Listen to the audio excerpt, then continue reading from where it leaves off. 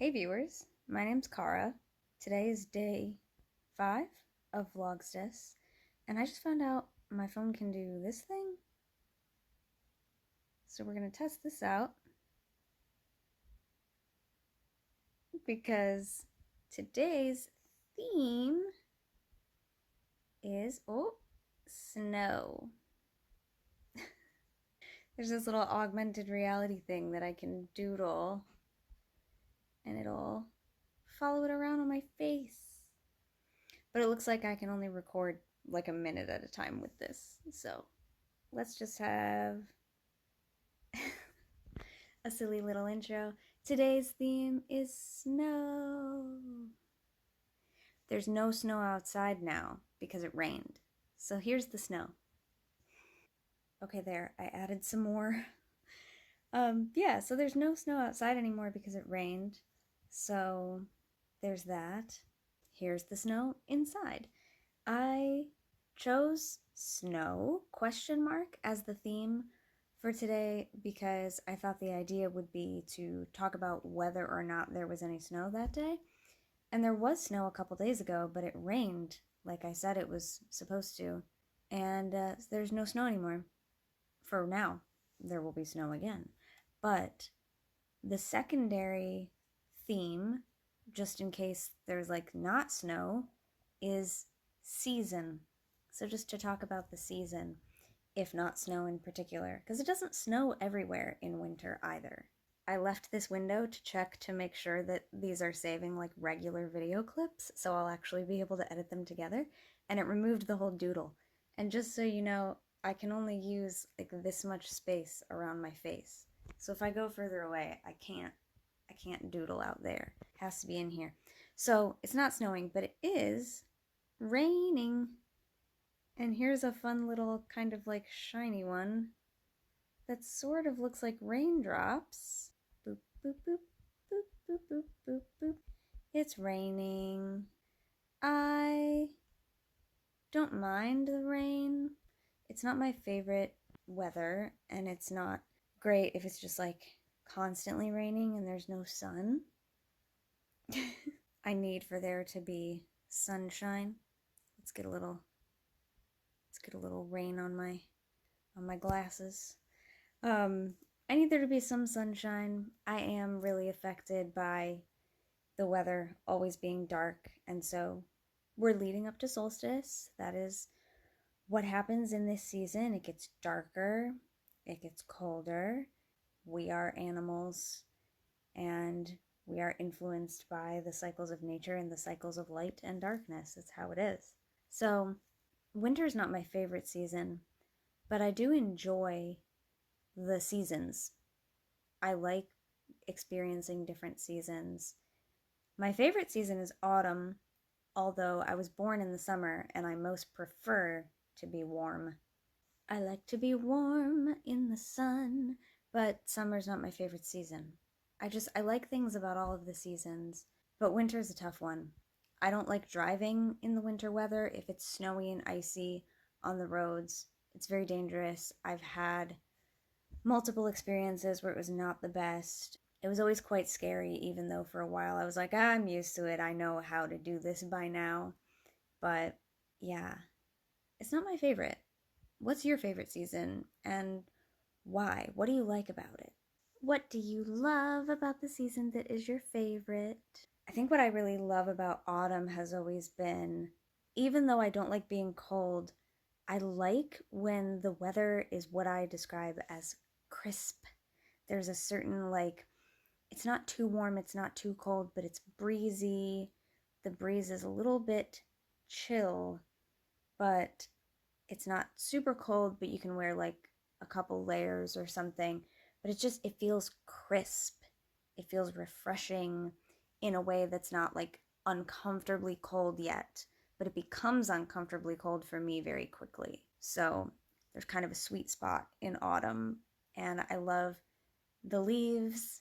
I love the crunching sound when you walk in them. There's a lot of things I love about autumn and Halloween.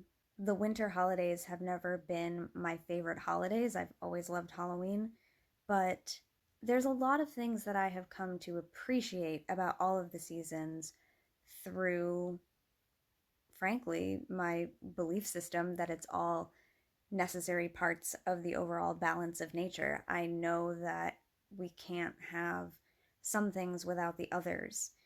So there are places that you can go to have more or less of a certain climate, of course, but I like knowing that all of it exists.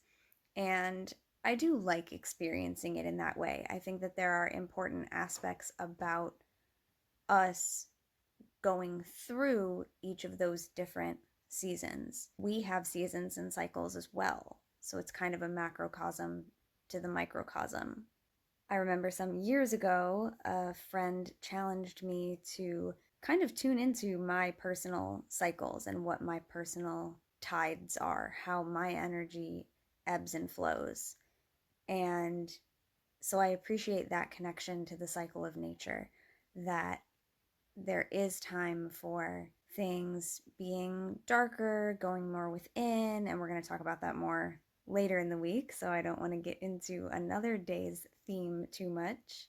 But there's definitely something to be said about acknowledging that, like, we can't all be in the figurative height of summer all the time.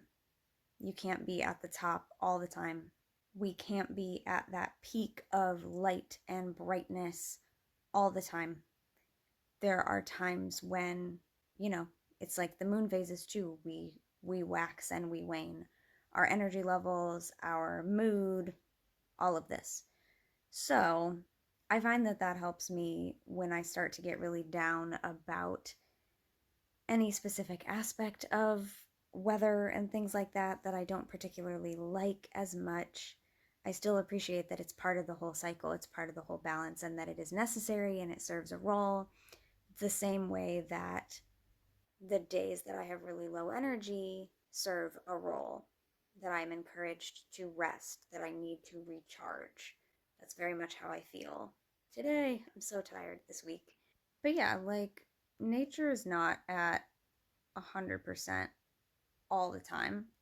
So why should we be?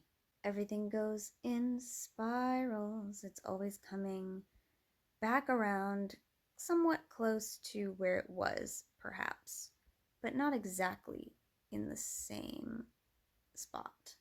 There's always progress. We're always moving inward, moving outward, but we come back around to places where we've been before. This fits for me in how I think of the seasons. This fits for me in how I think of my own energy cycles. It may not fit or make sense for everybody, but it's part of my worldview, part of my cosmology, if you will. So I like the stars, and let's bring back, oh, I made it smaller. Let's bring back the rain, a little bit of the rain, and some snow once again, because there's not snow outside where I am right now, but so much of this is being poetically or symbolically inspired by nature. When it's not exactly what's going on, we have a choice. We can either adjust what we're doing and when we're doing it to when we see that in nature, or we can bring the symbolism of what is going on with that time of year to us, wherever we are. Like I said, it doesn't really snow everywhere, but there are lots of places where people are celebrating the winter holidays with images of snow and snowmen and snow angels and all these other snow things, even though they don't have snow where they're doing those celebrations. And so we have a choice. We can do that type of thing and look at what these things symbolize, or we can simply adjust what we do and where. So not everybody's going to like move to a place that has the weather that they want to symbolically represent. But if it's something like when the traditional holiday is happening, you don't have that weather, but you could wait a week or so and that weather will happen. Like for me, I have that tradition of making myself hot cocoa on the first snow that sticks. I talked about that in the first episode of this series of Vlogstice. V is for vegan cocoa. It's that kind of thing, because if what's important to me about winter solstice is snow, and I do live in a place where it has the potential to snow, but let's say there's not snow on any given day, like today. If today were the solstice but there's no snow, and the snow is the thing that's important to me, I might choose to wait to do whatever the thing is that I want to do with the snow, wait and do that when it does snow. Or because it already snowed earlier, maybe I do it the first time it snows. I don't wait until the solstice date. So as modern practitioners making our own paths, we have some choices to make when it comes to that, when it comes to seasonal celebrations. So this just happens to be leading up to the solstice, but this is something that we can think of all the time throughout the wheel of the year if you celebrate those particular holidays, or if you celebrate anything similar, or if you just celebrate the changing of the seasons themselves.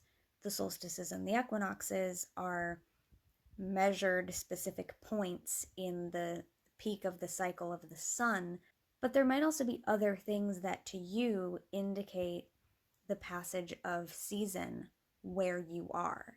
And it might not be snow. There might be a rainy season and a dry season. There might not be just 4 seasons either. That might not be how the place that you live delineates the seasons. So whether it's rainy season, dry season, cold and warm, dark and light, or any number of different categories of things, whether there's 4 seasons or whether there's 6 or maybe there's 5 distinct seasons. I just was living in a place for a while where there was a monsoon season, things like that. Their tornado season, whatever the case may be. When it comes to the seasons, we're not all necessarily acknowledging the same types of transitions in the natural cycles. And when we think of the holidays that pagans are celebrating, not all of us are celebrating the same ones. And even those of us who are following something like the Wheel of the Year, it can look very different to different people. Because some people are celebrating those holidays on the date or dates that are typically given for them. And other people are looking at, what does that holiday represent? What does that holiday celebrate for me? And when does that actually happen in the climate where I live? So I tend to do both because I tend to acknowledge the Sabbats, for example, on the date that most people acknowledge them. But I also have in mind what is the sort of natural indicator, and by that I mean the indicators in nature around me that fit with each of those. And I'm also looking out for them whenever they occur. So, there's no snow today, but there was snow a couple of days ago. There will be snow again. So if there's anything snow specific that I want to do, I can just do that at other times. Over the past couple of years, I was living in a place where it did not snow. But if it was really important to me to see snow, there was a place that I could go to, somewhere else in the state that does have snow. I could also just bring the imagery of snow into my living space, or I can just think about the other things that are important to me about that time. The plants going dormant, the animals, some of them hibernate, being cozy, being warm, all of these things, making hot cocoa and getting to wear my different sweaters and things like that. So yeah, what's your favorite season of the seasons that happen where you live, whether it's the 4 that people initially think about or not? And when it comes to celebrating seasonal observances, how do you approach it? Do you prefer picking a date and sticking with it, or do you fluctuate your schedule based on when things are actually happening? Or are you somebody who's not particularly doing those types of things in your practice? Not everybody is following cycles of nature at all. Some people's practices focus on different things entirely.